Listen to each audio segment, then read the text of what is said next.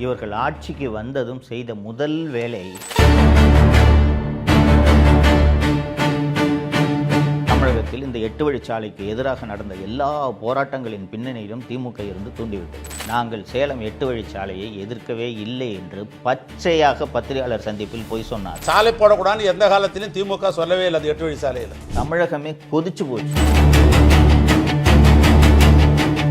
திமுக அரசு கொண்டு வந்த இன்னொரு ரியல் எஸ்டேட் திட்டம் என்னவென்றால் பரந்தூர் விமான நிலையம். சுற்றுவட்டார பகுதிகளில் இருக்கக்கூடிய நிலங்கள் அத்தனையையும் வாங்கி போட்டார். மு.க. ஸ்டாலின் குடும்பம் எத்தகைய பேராசை பிடித்த குடும்பம் என்பதை நீங்கள் நினைவில் வைத்துக்கொண்டு 2026 தேர்தலில் நீங்கள் வாக்களிக்க வேண்டும். இது கேட்பதற்கு அவமானமாக இல்லையா? கூச்சமே இல்லாமல் தோளில் பச்சை துண்டு போட்டுக்கிட்டு நானும் ஒரு டெல்டாக்காரன்னு எத்தனை முறை முதல்வர் பேசியிருக்கிறார், கவனித்திருக்கிறீர்களா? அதில் நானும் மகிழ்ச்சி அடைகிறேன்னா நானும் ஒரு டெல்டாக்காரன், அந்த அடிப்படை நானும் மகிழ்ச்சி அடைகிறேன். வணக்கம் தமிழ் பெருங்குடி மக்களே. அதிமுக ஆட்சியில் முதல்வர் எடப்பாடி பழனிசாமி அவர்கள் சென்னையிலிருந்து சேலத்துக்கு 8 வழிச்சாலைன்னு ஒரு திட்டத்தை அறிமுகப்படுத்தினார். ஒரு பாலமோ சாலையோ தொழிற்சாலையோ அமைப்பதென்றால் அரசு நிலம் கையகப்படுத்த வேண்டும். அப்படி நிலம் கையகப்படுத்த வேண்டிய தேவை இருப்பதன் காரணமாக பல்வேறு பகுதிகளில், குறிப்பாக சேலம், திருவண்ணாமலை உள்ளிட்ட பகுதிகளில் விவசாயிகள் போராட்டம் நடத்தினார்கள். அரசு இத்தனைக்கும் 4 மடங்கு சந்தை விலையை விட 4 மடங்கு விலை கொடுப்பதாக அப்போது அறிவித்திருந்தது. ஆனாலும் அதையும் மீறி கடுமையான போராட்டங்கள் நடைபெற்றன. அந்த போராட்டங்கள், பெரும்பாலான போராட்டங்களை பின்னால் இருந்து தூண்டிவிட்டது திராவிட முன்னேற்ற கழகம். நான் ஏற்கனவே பேசிய வீடியோக்கள்லாம் சொல்லியிருக்கேன். அதிமுக ஆட்சியில் எப்போ பார்த்தாலும் போராட்டம் நடக்கும். என்னென்னா, அதிமுக ஆட்சியில் குறைந்தபட்ச ஜனநாயகம் இருந்தது. போராட்டம் நடத்த அனுமதிச்சாங்க. மக்களை அவங்களோட குறைகளை வெளிப்படுத்தணும், அதற்கான வாய்ப்பு இருக்கிறது தான் ஜனநாயகம். ஸோ அந்த போராட்டம் நடத்துறதுக்கான அனுமதி அளிக்கப்பட்டது. ஸோ மக்கள் போராட்டம் நடத்தினார்கள், விவசாயிகள் போராட்டம் நடத்தினார்கள். ஸ்டாலின் பச்சை துண்டு போட்டுக்கிட்டு இவரே போய் போராட்டத்தில் கலந்துக்கிறாரு. தமிழகத்தில் இந்த 8 வழிச்சாலைக்கு எதிராக நடந்த எல்லா போராட்டங்களின் பின்னணியிலும் திமுக இருந்து தூண்டிவிட்டது. அப்போ ஆக்சுவலி என்ன நடந்திருக்குன்றது எல்லாம் பின்னால் தான் தெரிந்தது. திமுக கடுமையாக இந்த 8 வழிச்சாலை திட்டத்தை எதிர்த்தது. ஆனால் திமுக எதிர்பார்க்காத ஒரு விஷயம் என்னென்னா, அதிமுக அரசு மக்கள் மற்றும் விவசாயிகளின் எதிர்ப்பை பார்த்துவிட்டு இந்த திட்டத்தை கைவிடும் என்பதை திமுகவினர் எதிர்பார்க்கவில்லை. திருவண்ணாமலை மாவட்டத்தைச் சேர்ந்த இன்று அமைச்சராக இருக்கக்கூடிய திரு ஏவ வேலு அவர்கள் என்ன செய்திருக்கிறார் என்றால், எப்படி இந்த திட்டம் செயல்படுத்தப்படும் சொல்லி திருவண்ணாமலை செய்யாருன்னு அந்த பக்கம் பூரா நிலத்தை வாங்கி போட்டுட்டாங்க. அதிமுக அரசு மக்கள் எதிர்ப்பெல்லாம் பார்த்துட்டு திட்டத்தை கைவிட்டுட்டாங்க அப்படின்னு தெரிஞ்ச உடனே, அந்த திட்டம் வந்தால் தானே நிலம் விலையேறும். இந்த ஆட்சி வந்த பிறகு அமைச்சராக இருக்கக்கூடிய திரு ஏவ வேலு அவர்கள், நாங்கள் சேலம் 8 வழிச்சாலையை எதிர்க்கவே இல்லை என்று பச்சையாக பத்திரிகையாளர் சந்திப்பில் போய் சொன்னார். இது நீங்கள் ஊடகங்களில் பார்த்தீங்கன்னா தெரியும், கூகுள் பண்ணி பார்த்தீங்கன்னா தெரியும். நாங்கள் சாலை போடுவதற்கு எதிரிகள் அல்ல, திராவிட முன்னேற்றங்கள் சாலை போடுவதற்கு எதிரிகள் அல்ல. விவசாயிகளை அழைத்து பேசி அவர்களுக்கு என்ன தேவை என்பதை புரிந்து கொண்டு அந்த பிரச்சனையை தீர்த்துவிட்டு சாலை போடுங்கள் அல்லது மாற்று வழி காணுங்கள். இப்பயும் சட்டமன்றத்தில் எடுத்து நாளைக்கு கூட உங்கள்கிட்ட படிக்கிறேன். இதுதான் திமுகவுடைய கொள்கையாக வச்சுருந்த மொழியை, வேற ஒன்றும் சாலை போடக்கூடாதுன்னு எந்த காலத்திலும் திமுக சொல்லவே இல்லை. அது 8 வழி சாலையில். இதுபோல் திருவண்ணாமலையில் செய்யாறு பகுதியில் சிப்காட், தமிழ்நாட்டின் அந்த தொழில் முன்னேற்ற பொதுத்துறை நிறுவனம் அங்கே ஒரு தொழிற்பூங்கா அமைப்பதற்கு சிப்காட்டில் நிலங்களை கையகப்படுத்துகிறது. மேல்மா, செய்யாறு உள்ளிட்ட அந்த பகுதிகளைச் சேர்ந்த விவசாயிகள், கிராமப்புற மக்கள் இந்த எங்களது விவசாய நிலங்களை எடுக்கக்கூடாது என்று கடுமையான எதிர்ப்பை தெரிவிக்கின்றனர், போராட்டம் நடத்துகின்றனர். எல்லா போராட்டங்களும் அமைதி வழி போராட்டம், அதை நீங்கள் மறந்துடக்கூடாது. ஒரு பந்தல் போட்டுக்குவாங்க, போய் உண்ணாவிரதம் இருப்பாங்க, தொடர் உண்ணாவிரதம் இருப்பாங்க, உள்ளிருப்பு போராட்டம் நடத்துவாங்க, கலெக்டர்கிட்ட போய் மனு கொடுக்குற போராட்டம் நடத்துவாங்க. இது போன்ற போராட்டங்கள் தான் அவர்கள் செய்து கொண்டிருந்தார்கள். இப்படிப்பட்ட ஒரு சூழ்நிலையில் 4 நவம்பர் 2023 அன்று விவசாயிகள் இதே மாதிரி கலெக்டர்கிட்ட மனு கொடுக்கறதுக்கான ஒரு போராட்டத்தை நடத்துகிறாங்க. அப்போது காவல்துறை ஒரு 18 பேரை கைது பண்ணி சிறைக்கு அனுப்பிடுறாங்க. வழக்கமாக இந்த போராட்டம் நடத்துகிறவங்களெல்லாம் கைது பண்ணால் என்ன பண்ணுவாங்கன்னு உங்களுக்கு தெரியும். கல்யாண மண்டபத்தில் வச்சு ஒரு கேஸை போட்டு விட்ருவாங்க, சாயங்காலம் 6 மணிக்கு அனுப்பி விட்ருவாங்க. இதுதான் வழக்கமாக நடக்கக்கூடிய விஷயம். ஆனால் செய்யாறு மேல்மா பகுதியில் இந்த போராட்டம் நடத்தியதில் 20 பேரை ரிமாண்டுக்கு அனுப்பிச்சிட்டாங்க சிறைக்கு. ரிமாண்டுக்கு அனுப்பியதோடு இல்லாமல் பாக்கியராஜ், பச்சையப்பன், தேவன், சோழன், அருள் ஆறுமுகம், திருமால் உள்ளிட்ட 7 பேரை குண்டர் சட்டத்தில் அடைத்தது திமுக அரசு. நம்ப முடியுதா உங்களால்? குண்டர் சட்டம் என்பது எதற்காக? ரவுடிகளை, கொலை செய்பவர்களை, நில அபகரிப்பில் ஈடுபடுபவர்களை, கள்ளச்சாராயம் காய்ச்சுபவர்களை, போதைப்பொருள் விற்பவர்களை தடுப்பதற்காக உருவாக்கப்பட்ட அந்த குண்டர் சட்டத்தில் விவசாயிகளை அடைத்தது இந்த திமுக அரசு. தமிழகமே கொதிச்சு போச்சு.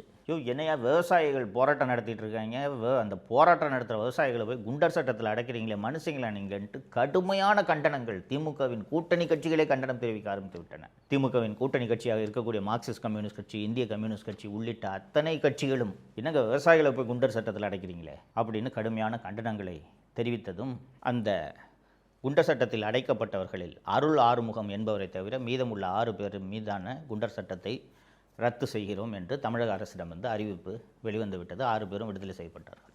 அப்போது அரசு சார்பில் சொல்லப்பட்ட விளக்கம் என்ன தெரியுமா?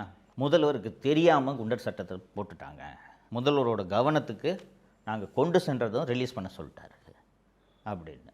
ஃபஸ்ட்டு இது கேட்பதற்கு அவமானமாக இல்லையா? ஒரு சிப்காட் நிலம் எடுக்கிறதுக்கு விவசாயிகள் போராட்டம் பண்ணுறாங்க, அந்த போராட்டத்தில் இருக்கவங்கள ரிமாண்டு பண்ணுறாங்க, ரிமாண்டு பண்ணி அதில் 7 பேர் மேலே குண்டாஸ் ஆக்ட் போடுறாங்க. இது எப்படி ஒரு முதல்வருக்கு தெரியாமல் இருக்கும்? உளவுத்துறை இதை முதல்வரிடம் சொல்ல வேண்டாமா? முதல்வருக்கு தெரியாமல் இது நடந்துவிட்டது என்பதை சொல்வதற்கு உங்களுக்கு வெட்கமாக இருக்க வேண்டாமா? சரிங்க, உண்மையிலே தெரியல என்று ஒரு வாதத்துக்கு வச்சுக்குவோம். தெரியாமல் போட்டுட்டாங்க. வாபஸ் வாங்கின உடனே அந்த குண்டாஸ் டிடென்ஷன் ஆக்டை ரெக்கமெண்ட் பண்ண அந்த எஸ்பியையும் அந்த குண்டாஸ் டிடென்ஷன் ஆர்டரில் கையெழுத்து போட்ட அந்த கலெக்டரையும் ஒரு நல்ல முதல்வராக இருந்தால் சஸ்பெண்ட் செய்திருக்க வேண்டுமா வேண்டாமா? யோசித்து பாருங்கள். இதுவரைக்கும் ஒரே ஒரு நடவடிக்கை கூட அந்த கலெக்டர் மேலேயோ எஸ்பி மேலேயோ எடுக்கவில்லை. ட்ரான்ஸ்ஃபர் கூட பண்ணலைங்க. என்ன காரணம் என்று யோசித்து பாருங்கள். அந்த இடத்துல சிப்காட் வரும். சிப்காட் வந்துச்சுன்னா நிலமெல்லாம் விலை ஏறும் என்று திருவண்ணாமலை மாவட்டத்தைச் சேர்ந்த நெடுஞ்சாலைத்துறை அமைச்சர் திரு வேலு அந்த ஏரியா பூரா நிலத்தை வாங்கி போட்டிருக்காரு. நிலத்தை வாங்கி போட்ட பிறகு அந்த சிப்காட் வந்தால் தானே நிலத்தோட விலை ஏறும். ஏற்கனவே 8 வழிச்சாலை ரத்து பண்ணதுனால அவர் வாங்கி போட்ட நிலம் விலை ஏறல. இப்போ சிப்காட்டும் வராமல் போச்சுன்னா இதனால் வேலு சொல்லித்தான் அந்த மாவட்ட ஆட்சியர் இந்த விவசாயிகளை குண்டர் சட்டத்தில் அடைத்திருக்கிறார். கூச்சமே இல்லாமல் தோளில் பச்சை துண்டு போட்டுக்கிட்டு நானும் ஒரு டெல்டாக்காரன்னு எத்தனை முறை முதல்வர் பேசியிருக்கிறார், கவனித்திருக்கிறீர்களா? இதே போல் திமுக அரசு கொண்டு வந்த இன்னொரு ரியல் எஸ்டேட் திட்டம் என்னவென்றால் பரந்தூர் விமான நிலையம். சென்னையில் இருக்கக்கூடிய விமான நிலையம் போதவில்லை, கூடுதலாக ஒரு விமான நிலையம் வேண்டும் என்ற திட்டம் திமுக அரசு கொண்டு வந்த திட்டம் அல்ல. அண்ணா திராவிட முன்னேற்றக் கழக ஆட்சியிலேயே இந்த திட்டம் பரிசீலிக்கப்பட்டது. மொத்தம் 4 இடங்கள் பரிசீலிக்கப்படுகின்றன. படாலம், திருப்போரூர், பன்னூர் மற்றும் பரந்தூர் ஆகிய 4 இடங்களை புதிய விமான நிலையம் கட்டுவதற்கு அரசு பரிசீலிக்கிறது. பரந்தூர்லையும் விமான நிலையம் கட்டினா எவ்வளவு விவசாய நிலங்கள் பறிபோகின்றன, எவ்வளவு நீர்நிலைகள் பறிபோகின்றன என்பதையெல்லாம் ஆராய்வதற்கு அண்ணா திராவிட முன்னேற்றக் கழக ஆட்சியிலேயே வருவாய்த்துறை அதிகாரிகள் போய் அங்கே நில அளவையெல்லாம் செய்யும்போது அந்த ஊர் மக்கள் எல்லாம் சேர்ந்து எதிர்ப்பு தெரிவிக்கிறார்கள். எதிர்ப்பு தெரிவித்த உடனே பரந்தூரில் விமான நிலையம் கட்டலாம் என்ற எண்ணத்தை அதிமுக அரசு அப்படியே விட்டுவிட்டது. ஸோ அடுத்த திமுக ஆட்சிக்கு வருது, ரைட்டுங்களா? மொத்தம் 4 இடம் சொன்னேன். படாலம், திருப்போரூர், பன்னூர் மற்றும் பரந்தூர். இதில் பரந்தூரில் ஏர்போர்ட் கட்டலாம் அப்படின்ட்டு இவங்க முடிவெடுத்துறாங்க. யார்? திமுக அரசு. ஸோ 2021 இவர்கள் ஆட்சிக்கு வந்ததும் செய்த முதல் வேலை அந்த பரந்தூர் மற்றும் சுற்றுவட்டார பகுதிகளில் இருக்கக்கூடிய நிலங்கள் அத்தனையையும் வாங்கி போட்டார்கள். பரந்தூரில் விமான நிலையம் வரப்போகுதுன்றதுக்கு முன்னாடி பரந்தூர் பகுதியில் ஒரு ஏக்கரோட விலை எவ்வளோ தெரியுமா?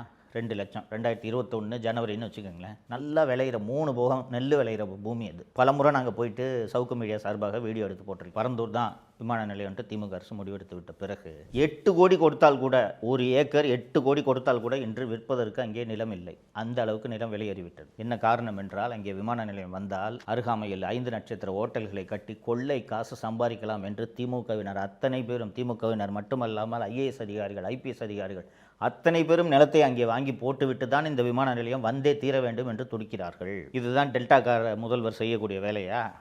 அது மட்டுமல்ல, அந்த பரந்தூர் மக்கள் 1000 நாட்களை கடந்து தொடர்ந்து போராடி கொண்டிருக்கிறார்கள். பரந்தூர், ஏகனாபுரம் அந்த பகுதியில் உள்ள கிராமம். அந்த ஊர் எப்படிப்பட்ட ஊருன்றது சொல்லிடுறேன். காஞ்சிபுரம் மாவட்டத்தில் இருக்க ஊர். மோட்டார் பாசனம் கிடையாது, நதிநீர் பாசனம் கிடையாது, 3 போகம் நெல் விளையக்கூடிய பூமி. எப்படி பாசனம் என்று கேட்டீர்கள் என்றால், பெரிய பெரிய பல்லவ ஆட்சி காலத்தில் உருவாக்கப்பட்ட பெரிய பெரிய ஏரிகள் அங்கே இருக்கின்றன. பெரிய ஏரி, கம்பன் கால்வாய் என்று ஒரு கால்வாய் அங்கே ஓடுகிறது. பெரிய ஏரி இருக்கிறது. ஏரி அப்படின்னா உயரமான ஒரு இடத்துல ஒரு ஏரி. அந்த ஏரி நிரம்பியதும் அந்த ஏரியிலிருந்து நீர் வழிந்து அடுத்த ஏரிக்கு செல்லும். அடுத்த ஏரிக்கு அந்த நீர் செல்லும்போது அது வழியாக கால்வாய் போகுது இல்லையா, அது பக்கம் பூரா பாசனம். அடுத்த ஏரிக்கு அந்த நீர் சென்றதும் அது நிரம்பியதும் அங்கிருந்து அடுத்த ஏரிக்கு அது செல்கிறது. தஞ்சாவூரை விட அதிகமாக, தஞ்சாவூரில் கூட மேட்டூர் டேம்லேருந்து தண்ணி வந்தால் தான் நெல் போட முடியும். இங்கே 3 போகமும் நெல் விளைவிக்கிறார்கள்.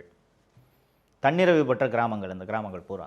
அது மட்டுமல்லாமல் சென்னையோட வெள்ளத்தை வடிப்பதற்கு மிக முக்கியமான நீர்நிலையாக அந்த பரந்தூரில் இருக்கக்கூடிய அந்த ஏரிகளும் அந்த கம்பன் கால்வாய் உள்ளிட்ட கால்வாய்களும் பயன்படுகின்றன. சென்னையில் இருக்கக்கூடிய அடையாறு மற்றும் கூவம் ஆறு இருக்கிறதல்லவா,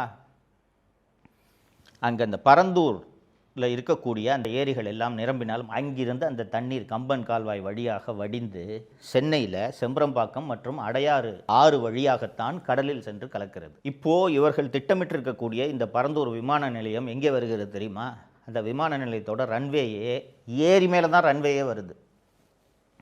ஸோ இந்த மாதிரி அந்த இடத்துல ஏகப்பட்ட நீர்நிலைகள் இருக்கின்றது.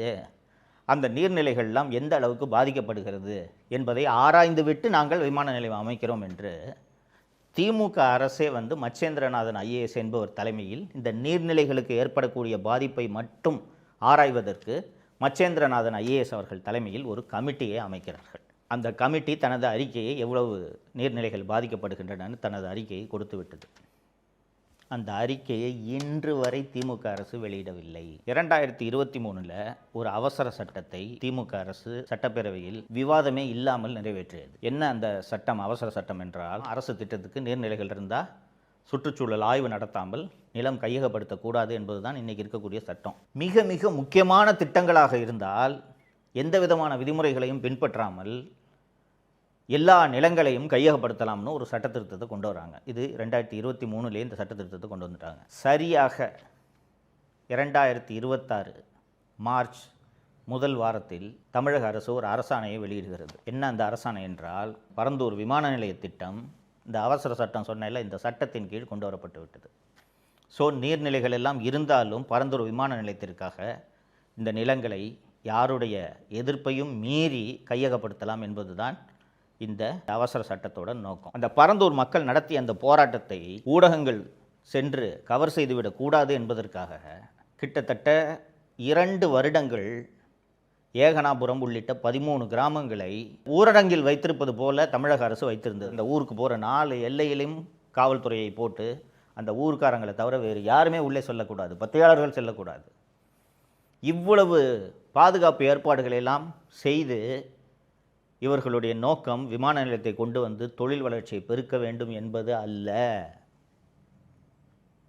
அந்த பக்கத்தில் தமிழக முதல்வர் அவர்களுக்கு சொந்தமான அந்த பண்ணை வீடு எங்கே இருக்கிறது தெரியுமா? உளுந்தை என்ற கிராமத்தில் இருக்கிறது. அந்நியார் திருமதி துர்கா ஸ்டாலின் நடத்தி கொண்டிருந்த ஸ்ப்ரிங்ஸ் மினரல் வாட்டரோட இடமும் அங்கே தான் இருக்கிறது. இந்த பரந்தூர் ஏர்போர்ட் வந்துச்சுன்னா உளுந்தையில் இவர்களுடைய நிலம் மட்டுமல்லாமல் இவர்கள் பினாமி பெயர்களில் வாங்கி போட்டுள்ள நிலங்கள் அத்தனையின் விலையும் பல மடங்கு உயரும். இந்த குடும்பத்தோட பேராசை எப்படிப்பட்ட பேராசை என்பது உங்களுக்கு புரிகிறதா?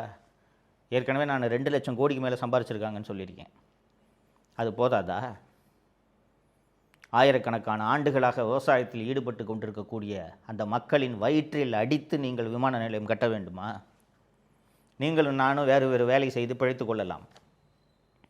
தான் வச்சிருக்கிற 2 ஏக்கர் நிலத்தில் 3 போகம் நெல் மட்டும் விளைவிச்சு அதன் மூலமாக தனது வாழ்வை நடத்தி கொண்டிருக்கக்கூடிய விவசாயிகிட்டு கையில் பணத்தை கொடுத்து அப்பார்ட்மெண்ட்டில் போய் 8வது மாடியில் குடியிருன்னு அவன் எப்படிங்க குடியிருப்பான்? தொழில் என்னங்க பண்ணுவான்? விவசாயத்தை தவிர அவனுக்கு வேறு எந்த தொழிலும் தெரியாது. ஆனால் அவர்கள் வயிற்றில் அடித்து அந்த விமான நிலையத்தை எப்படியாவது கொண்டு வர வேண்டும் என்று தான் தேர்தல் நெருக்கத்தில் 2026 மார்ச் மாதத்தில் இவர்கள் பரந்தூர் விமான நிலையத்தை இந்த அவசர சட்டத்தின் கீழே கொண்டு வந்திருக்கிறார்கள். இந்த மு.க. ஸ்டாலின் குடும்பம் எத்தகைய பேராசை பிடித்த குடும்பம் என்பதை நீங்கள் நினைவில் வைத்துக்கொண்டு 2026 தேர்தலில் நீங்கள் வாக்களிக்க வேண்டும். விவசாயிகள் வயிற்றில் அடித்த ஆட்சி தான் இந்த ஆட்சி என்பதை நீங்கள் மறந்துவிடக்கூடாது.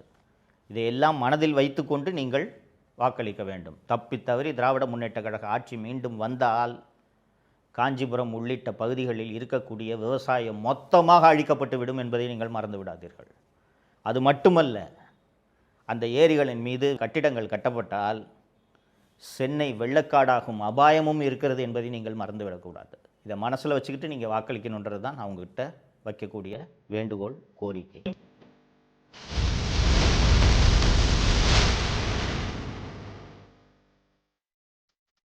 அண்ணா யூனிவர்சிட்டி வாசலில், கேம்பஸ் வாசலில், ரோட்டில் பிரியாணி கடை போட்டுக்கிட்டு இருந்த ஒருத்தன் உள்ளே போய் அந்த பெண்ணை என்னால் விவரிக்க முடியல, விவரிக்க விரும்பலை. அவ்வளோ ஒரு கோரமான ஒரு செக்ஷுவல் அசால்ட். இந்த ஞானசேகரன் இந்த ஒரு பெண்ணை மட்டும் இப்படி செய்யவில்லை, இதே வேலையாக இருந்திருக்கிறான். இதெல்லாம் தமிழ்நாட்டில் நடக்குமான்னு நம்ப கூட முடியல. இந்த எஃப்ஐஆர் சமூக வலைத்தளம் முழுக்க சுற்றுகிறது. சில டெக்னிக்கல் கிளிஜினால இந்த எஃப்ஐஆர் ஒரு சிலர் பார்த்துருக்குறாங்க, அதை பதிவிறக்கம் செஞ்சுருக்கிறாங்க. யாரை கேட்டு விசாரணை விவரங்களை பொதுவெளியில் வைக்கிறார்? அந்த பகுதியின் மாவட்ட செயலாளராகவும் சுகாதாரத்துறை அமைச்சராகவும் இருக்கக்கூடிய திரு மா சுப்பிரமணியம் அவர்கள் ஞானசேகரன் வீட்டுக்கே போயிருக்கார். யார் அந்த சார்? அந்த எக்ஸ்பிரஸ் அவென்யூ மாலில் போராட்டம் நடத்தவங்க அத்தனை பேரையும் சென்னை மாநகர காவல்துறை ஆணையர் அருணின் உத்தரவில் விரட்டி கைது செய்யப்பட்டார்கள். தனக்கு தெரிந்த அதிகாரிகள், முக்கிய பிரமுகர்கள் அத்தனை பேருக்கும் இந்த பெண்களை சப்ளை செய்கிற வேலையையும் ஞானசேகரன் செய்திருக்கிறான். ஞானசேகரனோடு தொடர்பில் இருந்தவர் ஒரு ஐபிஎஸ் அதிகாரி. அந்த அதிகாரி தமிழக காவல்துறையில் இன்னும் வேலை பார்த்து கொண்டிருக்கிறார். அந்த விஷயம் வெளியில் வந்துடக்கூடாது என்பதற்காகத்தான் தமிழகத்தையே உலுக்கி போடுது இந்த சம்பவம். வணக்கம் தமிழ் பெருங்குடி மக்களே. தொடர்ந்து 2026 சட்டப்பேரவை தேர்தலை ஒட்டி திமுக என்ற தீய சக்தி ஏன் மீண்டும் ஆட்சிக்கு வந்துவிடக்கூடாது என்பதற்காக பல்வேறு விஷயங்களை உங்களுக்கு நான் நினைவுபடுத்தி கொண்டே இருக்கிறேன். அந்த உரையாடலின் தொடர்ச்சியாக இன்னைக்கு ரொம்ப ஒரு கோரமான சம்பவம். அந்த சம்பவத்தை தமிழக அரசு எப்படி கையாண்டது, தமிழக காவல்துறை எப்படி கையாண்டது அப்படின்ற விஷயத்தை பற்றி தான் நம்ம பார்க்க போகிறோம். மக்களே, உங்களுக்கு நினைவு இருக்கும், 23 டிசம்பர் 2024 சென்னை அண்ணா பல்கலைக்கழகத்தில் பொறியியல் படித்து கொண்டிருந்த ஒரு மாணவி. இந்த மாணவி இரவு நேரத்தில் ஹாஸ்டல்லேருந்து வெளியில் உலவுவதற்காக வந்திருக்கிறார். கூட அவரோட காதலரும் இருந்திருக்கிறார். அண்ணா யூனிவர்சிட்டி வாசலில், கேம்பஸ் வாசலில், ரோட்டில் பிரியாணி கடை போட்டுக்கிட்டு இருந்த ஒருத்தன் உள்ளே போய் அந்த பெண்ணை அதை என்னால் விவரிக்க முடியல, விவரிக்க விரும்பலை. அவ்வளோ ஒரு கோரமான ஒரு செக்ஷுவல் அசால்ட் அது. அந்த செக்ஷுவல் அசால்ட்டை பின்னால் கண்டறியப்பட்ட ஞானசேகரன் என்ற அந்த குற்றவாளி பல வருஷமாக செஞ்சுக்கிட்டு இருந்திருக்கான். அண்ணா பல்கலைக்கழகத்தில் படித்த மாணவர்களிடம் விசாரித்த போது இந்த மாதிரி அவ்வப்போது வெளியில் இருக்க ஆட்கள் மிரட்டுவாங்க, இது வழக்கம் அப்படின்னு சொல்லியிருக்காங்க. ஆனால் இது போல் செக்ஷுவல் அசால்ட்டாக இது மாறியது கிடையாது என்று சொல்லியிருக்கிறார்கள். ஸோ பெரும்பாலும் இந்த மாதிரியான செக்ஷுவல் அசால்ட்டு நடக்கும்போது இந்த ஞானசேகரனோட வேலையே என்னென்னா, அந்த செக்ஷுவல் அசால்ட்டு நடக்கிறத ஃபோனில் வீடியோ எடுத்து வச்சுக்கிறது. அந்த பாதிக்கப்பட்ட மாணவியோ அந்த பெண்ணோ அவங்களோட ஃபோன்லேருந்து வீட்டில் உள்ள சகோதரர்கள் மற்றும் தந்தை, தாய் இவர்களோட ஃபோன் நம்பரை எடுத்து வச்சுக்கிறது.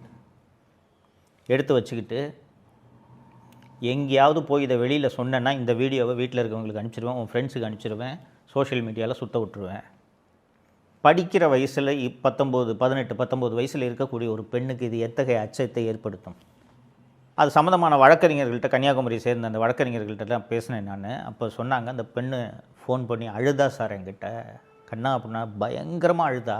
நான் தான் தைரியமாக இருமா, முதல்ல ஹெல்ப்லைனை கூப்பிடுமா, போலீஸ்க்கு தகவலை சொல்லுமான்ட்டு நான் தான் அந்த பொண்ணை கைடு பண்ணேன் அப்படின்றாங்க. அதுக்கப்புறம் ஹெல்ப்லைனுக்கு சொல்லி காவல்துறை எஃப்ஐஆர் பதிவு செஞ்சிடறாங்க. மக்களே, நீங்கள் இதெல்லாம் தமிழ்நாட்டில் நடக்குமான்னு நம்ப கூட முடியல.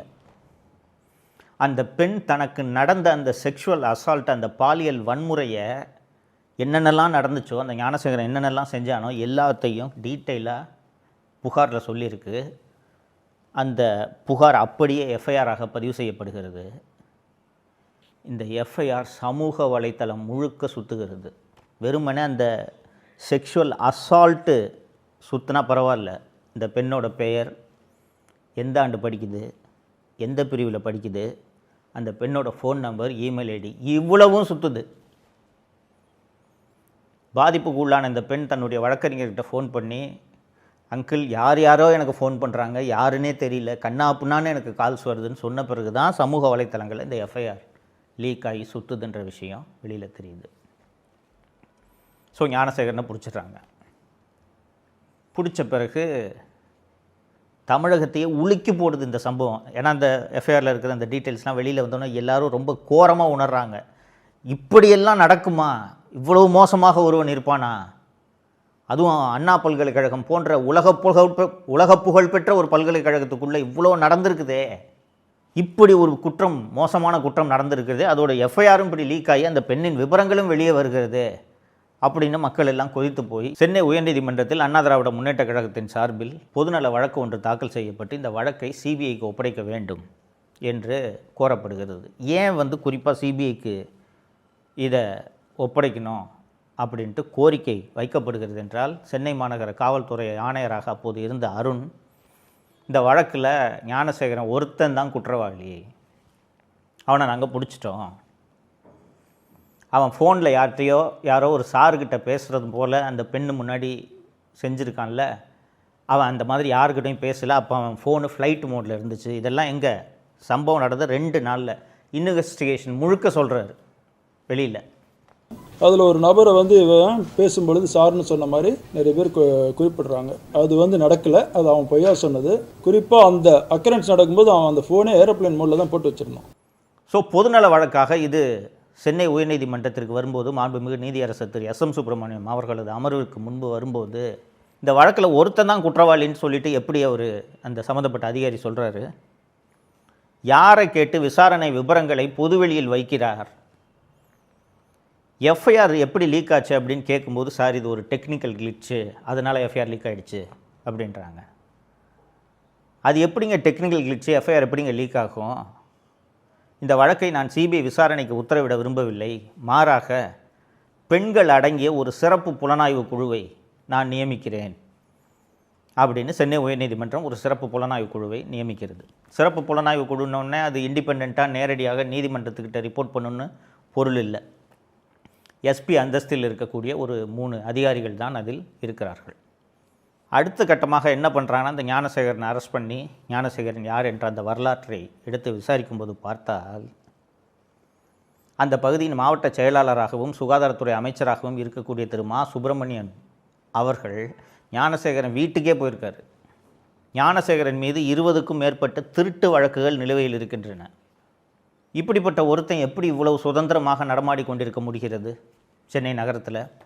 ஒரு திராவிட முன்னேற்ற கழகத்தின் ஒரு கட்சியின் மாவட்ட தலைவர், ஒரு கட்சியோட அமைச்சர் ஒரு ரவுடி பைய கூட நெருக்கமாக இருக்கும்போது எந்த காவல்துறை எப்படி அவர் மீது நடவடிக்கை எடுக்கும்? இதனால தான் 20க்கும் மேற்பட்ட திருட்டு வழக்குகள் மற்றும் பல்வேறு குற்ற வழக்குகளில் சம்பந்தப்பட்ட ஞானசேகரன் மிக சுதந்திரமாக காவல்துறை உதவியோடு சுற்றி கொண்டிருந்திருக்கிறார். அதை ஞானசேகரன் நடத்தின அந்த பிரியாணி கடையிலேருந்து கோட்டூர்புரம் காவல் நிலையம் உள்ளிட்ட பல்வேறு காவல் நிலையங்களுக்கு ரெகுலராக பிரியாணி சப்ளை போயிருக்குது. அதற்கு பிறகு ஃபோனில் அந்த ஞானசேகரன் பேசும்போது, யார் அந்த சார், ஒரு சார்கிட்ட பேசினேன் அப்படின்ட்டு அந்த பெண் அந்த எஃப்ஐஆரில் சொல்லியிருக்காங்க, அது பதிவாயிருக்கு. யார் அந்த சார் அப்படின்ற விஷயத்தை கண்டுபிடிக்க வேண்டும், இது வெளியே வர வேண்டும் அப்படின்றதுக்காக எல்லா கட்சியினரும் போராட்டம் நடத்தினார்கள்.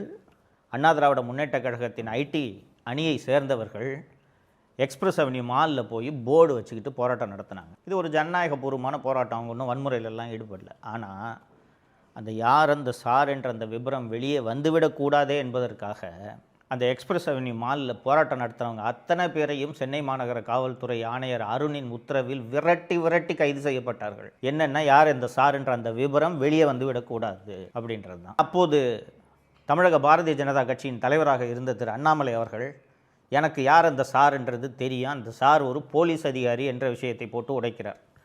மீதி விவரங்களே அவர் வெளியே விடவில்லை.